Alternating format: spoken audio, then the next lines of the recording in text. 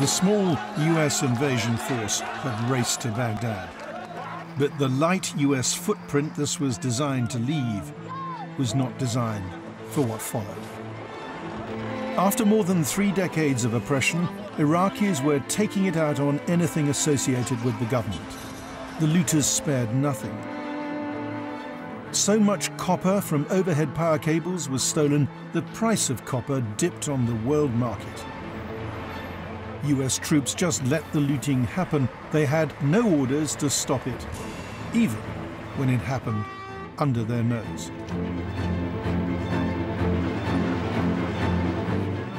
Some of Iraq's most priceless artifacts, dating back to the dawn of civilization, were smashed or stolen from the country's National Museum. The shelves were empty and the floor was just covered with shards of broken pottery, and I can still hear the sound in my head of crunching as I'm walking over these pieces of broken earthenware. And as the museum director led me on a tour of the upper floors, we could see looters on the lower levels with crowbars running through there and then being chased away by elderly museum staff who had shown up for work. On the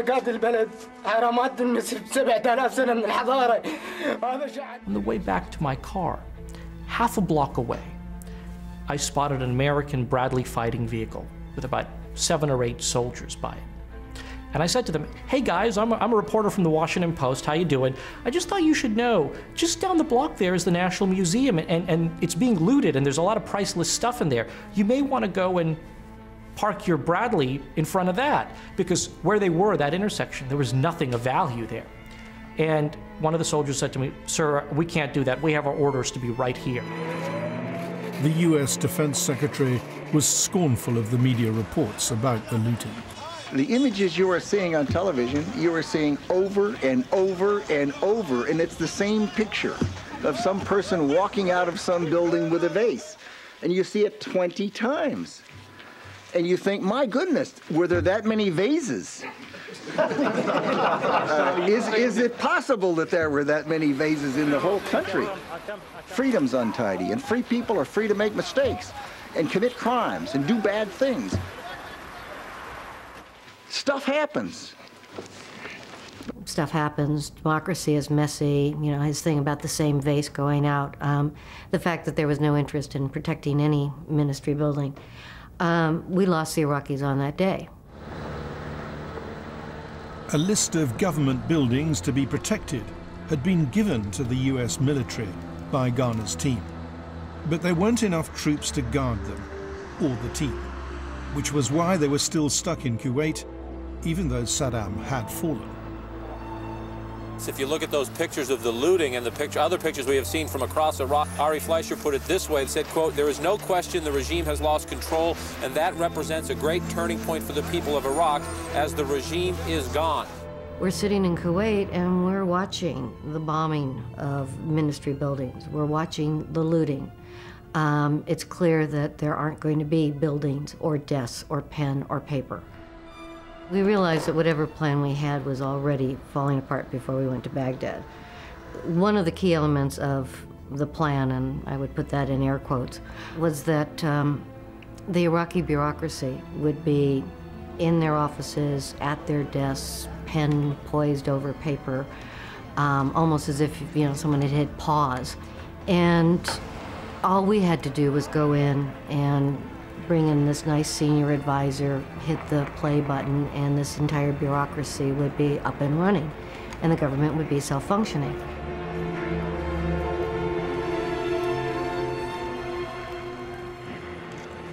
Not until 12 days after Saddam had gone were Jay Garner and his British deputy allowed into Baghdad. They'd prepared for a humanitarian disaster. Instead, they were confronted by the collapse of a country. We're the first element of our organization, and we're going to go make an assessment of health, power, and water, and then we'll begin flowing our people in here. The priority for Ghana's reconstruction unit was to contact leading Iraqi officials in each of the burned-out ministries. But how? The Americans had bombed Baghdad's phone exchanges. I had no way to communicate to the others in the reconstruction effort. We had no way to communicate with the Iraqis on the outside.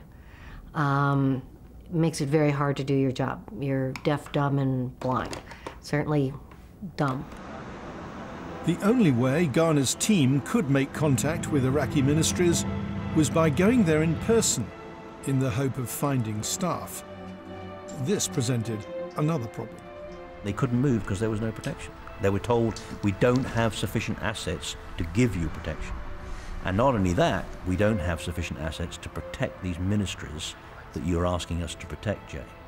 Jay was not in a position to say, listen in, I'm not asking, I'm telling, you will provide. What he found himself in a position of saying was, could I please? And they said, no. We don't have sufficient assets. We were now living with the consequences of not having sufficient troops, boots on the ground. Some Iraqi government officials did turn up to get their old jobs back, but rarely was anyone present to take charge. And how did you try and get them back to work? I put all my people on the streets of Baghdad walking around saying, hey, do you know can you give me some names of people in the Ministry of Agriculture? Can you give me names of people in the Ministry of Defense? As basic as that. Yeah.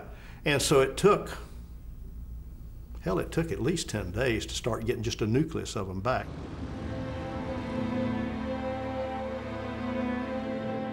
But what we told them this morning is we wanted to reopen the ministries next week.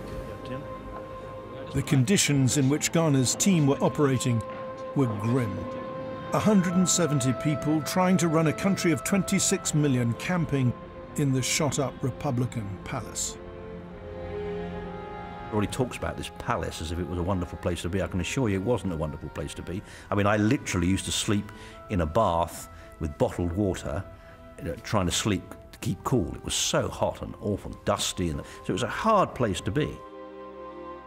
The windows were all blasted out of the palace, and there were mosquitoes at night, there were flies during the day.